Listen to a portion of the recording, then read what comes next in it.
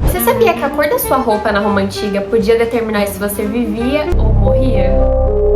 A gente costuma imaginar os romanos com roupas brancas e sandálias, mas na realidade é muito mais complexa que isso e muito mais estilosa do que você imagina. Moda na Roma Antiga não era só estética, era um símbolo de poder, riqueza e posição social. O jeito que você se vestia dizia muito sobre de onde você vinha, se você era escravizado ou não, qual era a sua posição social. Hoje a gente vai viajar pelo Império Romano, não pelas estradas, mas entender o que eles vestiam é entender como eles viviam.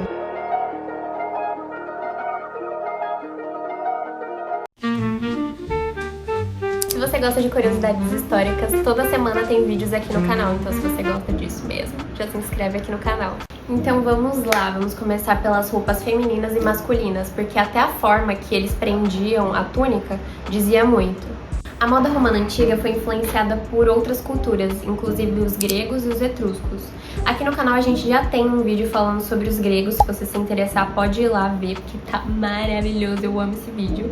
É um dos meus preferidos, então acho que você vai gostar muito também. A sociedade romana valorizava a simplicidade e a sobriedade e a distinção de classe por meio do vestuário. Ou seja, eles queriam deixar muito óbvio de onde cada um pertencia. Além de demonstrar a posição social e honra, muitas das roupas eram funcionais, mas a maioria delas também demonstrava riqueza e poder. As mulheres romanas tinham seu próprio estilo, isso independia do status ou da ocasião.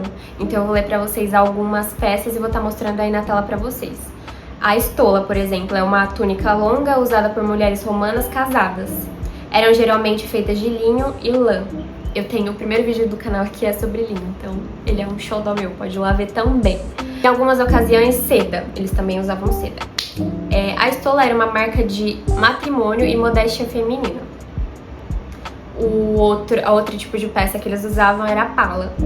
Uma capa de chale grande e era usado sobre a estola que envolvia o corpo. A pala podia ser drapeada de várias maneiras, era um símbolo de respeito e dignidade. Túnica interior. Mulheres usavam uma túnica simples por baixo da estola. Algo semelhante era usada pelos homens também, chamada uma túnica íntimus. Algumas mulheres da elite, elas eram criticadas por usarem joias extravagantes demais ou penteados muito altos, especialmente durante as crises políticas.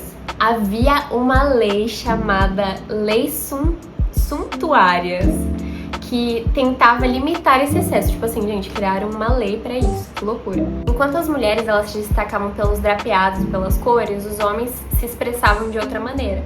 Então eles se expressavam com a autoridade e com a ambição política.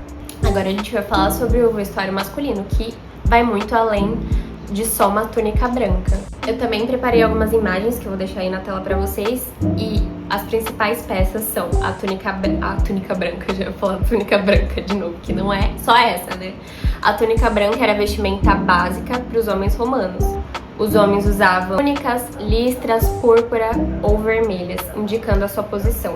Eu achei essa peça aí muito parecida com o oversize que temos hoje, né? Tipo, o corte assim da parte de cima me lembrou muito o oversize, então eu também tô colocando como uma referência, porque se vocês forem ver o vídeo anterior da Grécia, eu falo muito e coloco muito a comparação, né, de como que é feita essa releitura da época antiga para a época atual que a gente tá. Então tudo tem uma referência, vocês têm que entender isso. Aí agora é a toga. A toga era um grande pedaço de tecido frequentemente branco. Era enrolado sobre o corpo, deixando o braço direito livre. Somente cidadãos romanos do sexo masculino poderiam usá-las. Então, escravos, mulheres, algumas prostitutas usavam, mas eu não tenho certeza dessa informação. Só coloquei aqui porque é isso. Essas peças foram traduzidas para uma toga de formatura, por exemplo, que nem eu falei, já vamos trazer as referências aí, que é o manto de coral religioso, vestes litúrgicas para sacerdotes. Faz muito sentido, né? Porque a Igreja Católica é romana, né, hoje em dia. Então, faz sentido ter várias referências da Roma. E aí a toga virilis é a toga simples, usada para homens adultos e romanos, para testa, decorada com uma borda de púrpura, que era usada por magistrados e jovens de famílias nobres. E a toga cândida, ela era branca e brilhante. Daí que veio o termo de candidato por causa dessa toga cândida. Candidato. Legal essa informação, né?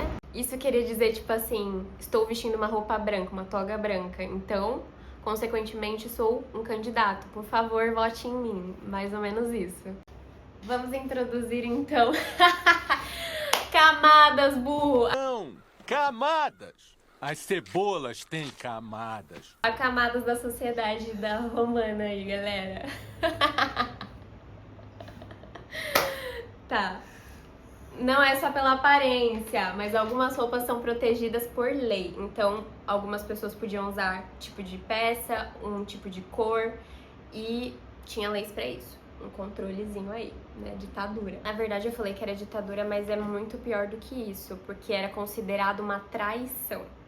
E dependendo da época que você estava ali, só podia significar uma coisa, né? Ó, morte. Calçados também. Eu trouxe imagens pra vocês também do tempo atual, das referências atuais com essa época.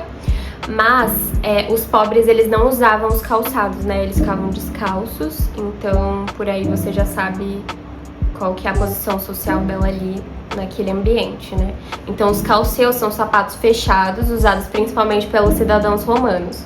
Sandálias leves, com tiras de couro, essa daí não podia nem ter voltado, né? Sandálias militares, robustas, com solas pregadas, usadas pelos soldados. Referências atuais para os sapatos romanos é o Oxford, né? O calceus, rasteira gladiadora, que eu já coloquei a imagem para vocês. Os romanos, eles usavam principalmente os tecidos lã e linho, né? Mais pra frente foi exportado da Ásia, né, pra Roma. Tecidos mais requintados, luxuosos, tipo a seda. E a cor associada ao poder era a nobreza, né, que era o roxo, a púrpura, né? Era extraída de moluscos do Mediterrâneo. Mudamos de ângulo porque vem uma nova curiosidade aí, né? Os romanos, eles não furaram as orelhas. Eu tô sem brinco aqui, mas eu tenho 4 furos. 4 furos? 2 furos?